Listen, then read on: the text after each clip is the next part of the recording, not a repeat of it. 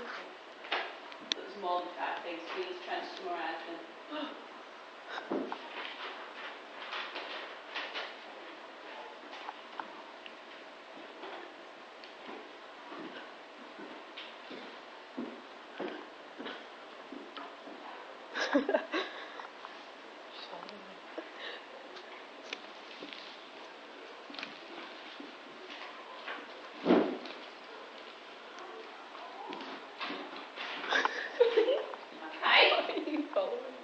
Right, we'll do them together if people are struggling. So, you've got to try and narrow it down to these sort of 5 things in terms of what you're going to be looking for. So, what can you say for your descriptive writing? What do you have to try and show?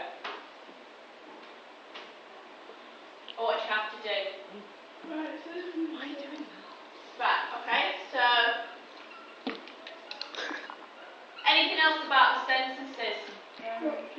Right, varying them.